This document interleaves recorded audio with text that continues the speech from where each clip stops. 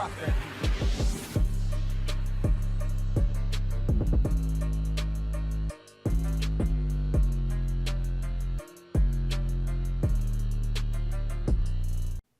everybody and welcome back to another new video on the channel. Today we're talking about the newest episode for Boruto, which is Boruto episode 88, I believe. And a lot of stuff happened like I thought it was going to. I wasn't expecting Kakuyo to fight against Inojin, Shikadai, and Chocho again. Like we watched him previously fight those three before, like a couple weeks back. I forget which episode they fought, but you know. The Shikacho trio, they lost. Kakuyo, basically beat them. But in this episode, spoilers, he actually loses. But at the beginning of the episode, we're just gonna start off in the beginning. We start off where we left off last week, or in the last episode rather, because we didn't have a Boruto episode for 2 weeks. Which I'm not gonna lie, it felt really weird. It felt really weird not having a Boruto episode for 2 weeks. And I apologize for this episode actually coming out a little bit late. I had planned to do it on Sunday, but I had friends come over, and then I planned to do it yesterday. Well, not really, because I kind of forgot about the episode, and now I'm doing it today. I'm going to try to get it out as soon as possible. I'm recording this at around noon, and hopefully I'll be able to get it out by at least late into the afternoon, maybe, hopefully. But that's besides the point.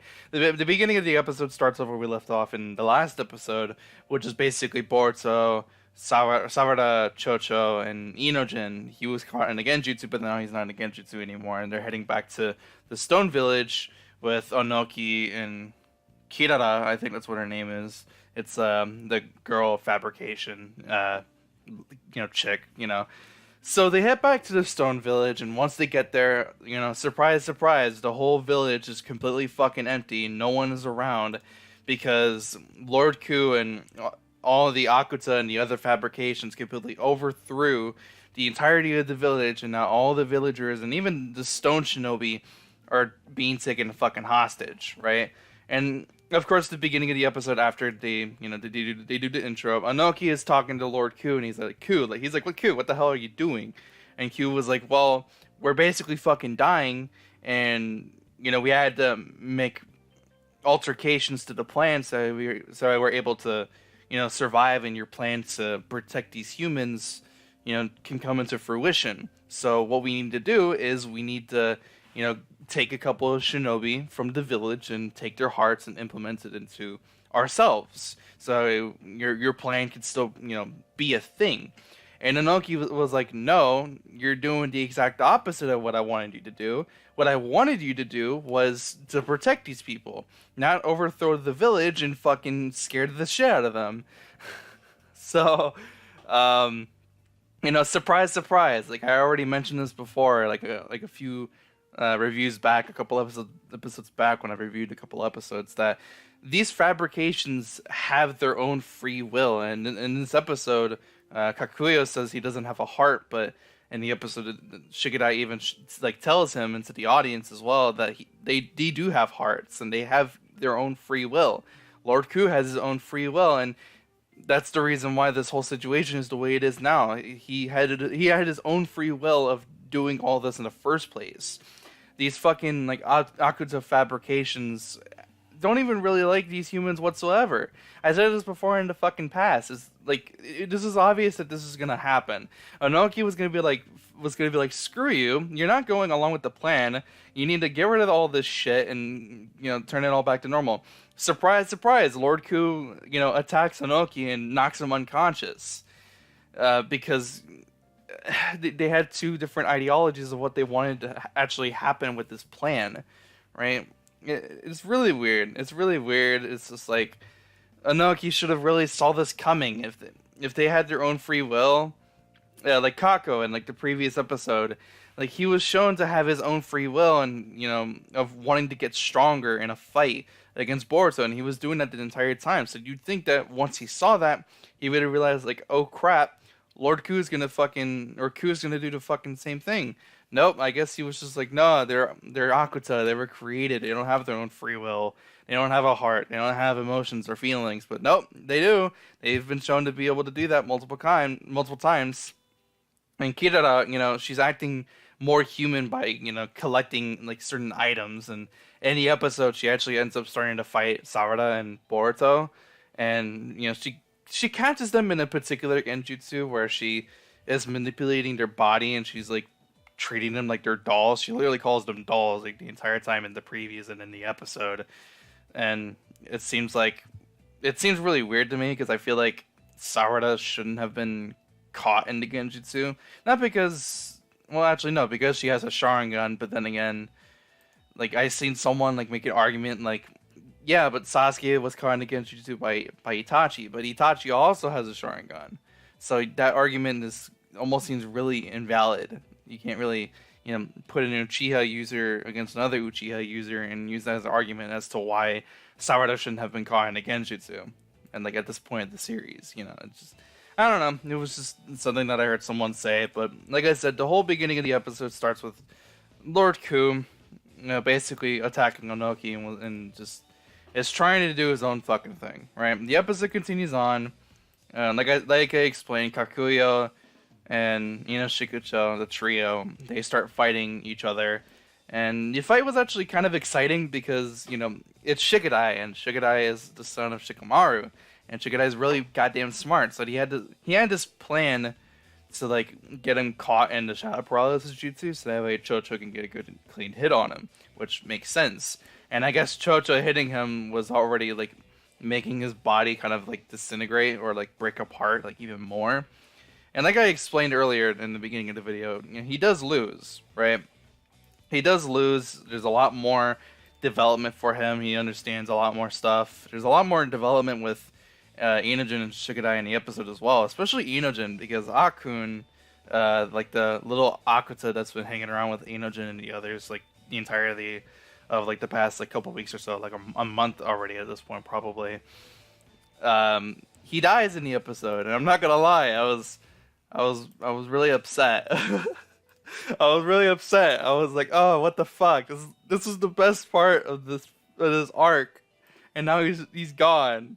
He's gone. He's dead. And I really like this moment of the episode though, because it shows that Inojin does have emotions. He does have feelings, and even though he kind of acts like his dad a lot of the time, he's still not entirely like his dad, because as you know, Sai, when we first meet him at Shippuden, he lost his brother, or someone he calls by his brother, if you watch Shippuden, of course.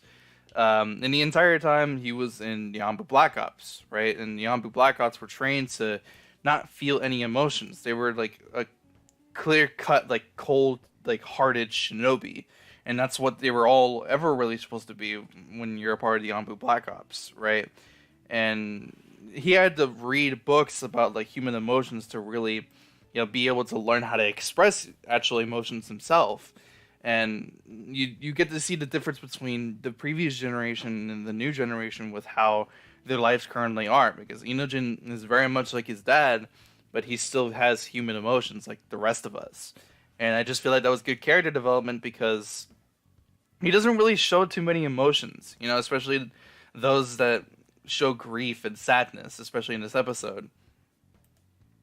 And it also shows that the Akuta are just a product of their surroundings, because Akkun was surrounded by, Inojin and good-hearted people, those who wanted to help others instead of just, giving themselves more benefits, benefiting themselves, he was surrounded by people who wanted to benefit others instead of themselves, right? That's the fucking point that I was trying to get across.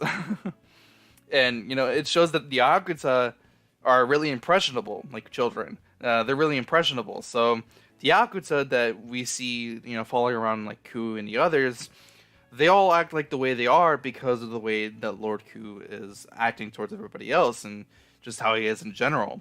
But Akkun, this little like child Akuta, he was surrounded by Inojin, and Inojin was trying to teach him to be good and understand that people have feelings and it's okay to have feelings, and that you should understand that and try to help people instead of hurting them. And in this episode, he actually ended up being, the hero of the episode, because Kakuya was about to attack Inojin, and who knows what fucking would have happened there. And Akkun came in and saved him, and that gave an opening for Chocho to actually, defeat Kakuya, and that he ended up being the hero of the episode. He died, which I'm still kind of upset about, but he ended up being the hero of the episode at the end of the day, and I just really liked that part of the episode, and I don't know, it was just really good. If you want to watch it, go ahead and watch it. Like it's really good. There was a couple other stuff that happened in this episode as well. Like they briefly show Mitsuki, but they have like no development with him whatsoever. They haven't like done anything with Mitsuki so far.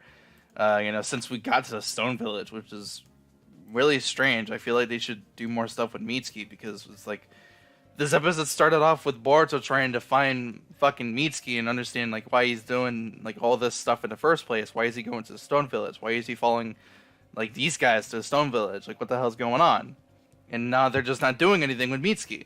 And it's really weird because Mitsuki actually ends up meeting up with Konohamaru. Konohamaru finds, the facility area where all the Akuta are being created, and Mitsuki sees him, and they just don't do anything. They just look at each other kind of awkwardly, and like I said, they don't do anything. It's really weird.